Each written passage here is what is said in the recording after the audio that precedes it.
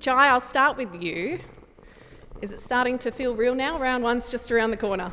Yeah, it's come around quick. Obviously, it was a long, hard pre-season, but I think we've all got the best out of ourselves, and we're ready to go. Fans really fell in love with you last season. A brilliant season, 41 goals. What makes you confident you'll be able to build on that this year, knowing opposition teams will be paying you a bit more attention in 2024? Just in pre-season, obviously working on my strengths and wanting to sort of bring more pressure to my game this year, and like I said before, keep working on my strengths and keep building the connection with the other forwards.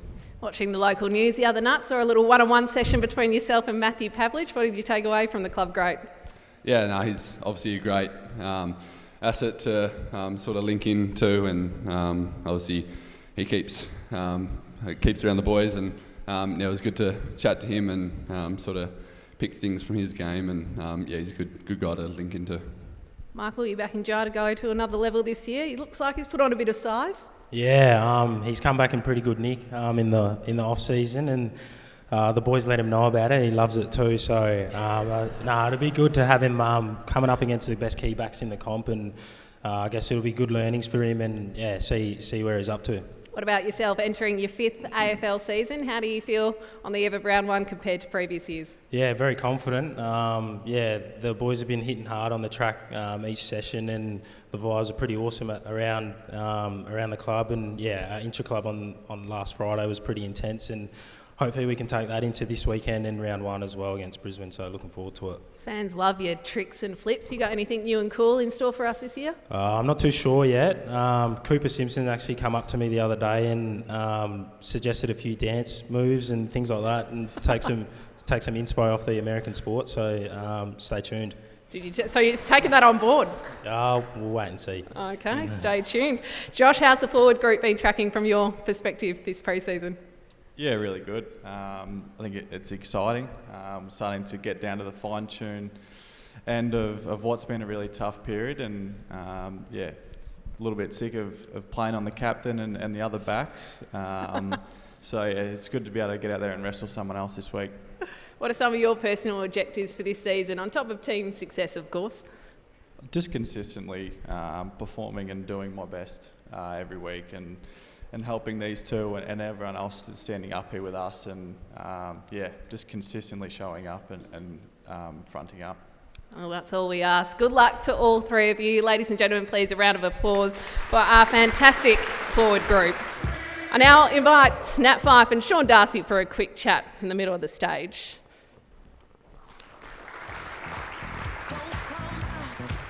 Sean, I'll start with you actually, because you're fresh off contract news, or relatively fresh, and fans were pumped to see you sign until 2030. Why did you decide to stay? Yeah, it was pretty exciting to get the news out. We've got a really exciting group ahead of us. We've got a lot of young guys who are really hungry and push each other to build to be successful. And it was pretty cool to sign with Coxie. We both got drafted when we were 18 years together, and to sign a big contract with him, it was really cool. Was part of the decision to want to reinvest to this club, a club that's given you a great deal in recent years? Yeah, for sure. They gave me my opportunity to play AFL footy, so I want to return that opportunity. I'll hopefully be really successful in the future. You've been on the comeback trail from ankle surgery. How are you feeling? Yeah, feeling really good at the moment. Played the last 3 weeks, which is really exciting. So hopefully I'll be off minutes this week and into a full game. I'm finally feeling like a footballer again, rather than running circles, running laps on the sideline. So yeah, it's really exciting and can't wait for the season. And what about the man alongside you? How's he been looking on the training track this pre-season? Yeah, the big fella's been flying. He looks like back to his best self, which is exciting. He's taking some nice marks and getting on the Instagram, thanks to Razzie. Big fella's been flying. Is that how you feel, Nat? I don't really feel like a big fella standing next to Shawnee. But no, I'm feeling like I've got some more continuity in my body over the last couple of months compared to the last few years, so it's a much better place to be. And back as a permanent midfielder this season, do you feel like you're back where you belong? Somewhat. I feel like the last couple of years has allowed me the opportunity to learn a few different tricks to my game, and we've got enormous depth in our midfield, as you can see up here. So at times, everyone's going to need to step slightly outside their role and hopefully use that as an opportunity to add strings to their bow. As midfielders, we all want to be the guy, but for each of us to understand to get where we want to go, we're going to have to all work in together. And yeah, certainly playing back in the midfield for me now feels like a good place to be. I was just chatting to Sonny Walters off stage when he was asking Simon Garlick to mention his name.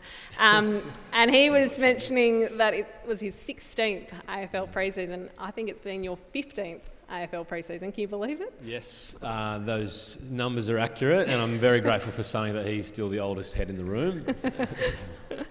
As one of the more experienced players, haven't been around for so long, how does the group compare to all your previous years as part of the Fremantle Dockers? How do you think the group's poised? It's a tough question. Comparisons are really difficult to do, and we've had some great groups that I've played alongside. And JL said earlier in the pre-season that this is a more talented group than we had when we played preliminary finals and grand finals. And I've reflected on that, and I think it's accurate. But we know that talent alone doesn't get you where you want to go. What this group also has is a real hunger. If anyone watched the pre-season game we played last week, we were at each other's throats.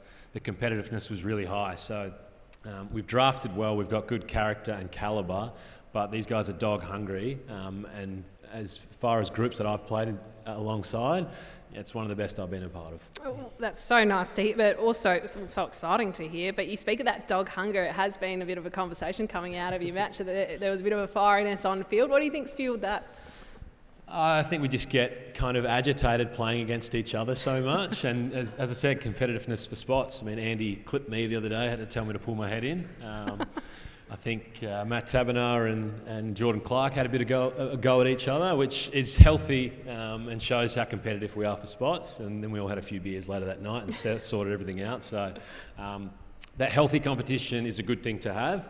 Sides that I've been a part of that have gone a long way have always had a little bit of niggle. Ballas was up here before and he bashed half the team most of the time.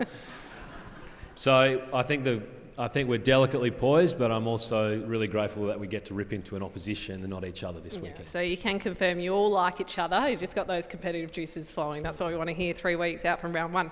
Great to see you both. Great to hear you signed on until 2030 and bring on round one. Thank you. Sean Darcy and Nat Five. I now invite our captain, Alex Pearce, Jordan Clark and Luke Ryan to the middle of the stage for a quick chat.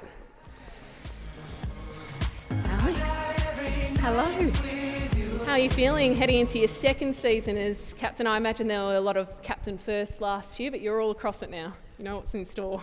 Yeah, there was certainly some challenges last year, and I think at this time last year we hadn't even decided who the captain was yet, so it's nice to go into the season with the experience of the last 12 months under my belt, and particularly to keep our same leadership group and a lot of the same sort of group that we've got. We've all sort of grown together as leaders, and yeah, there's certainly a real excitement heading towards this season. What did you learn from last year which holds you in better stead this year?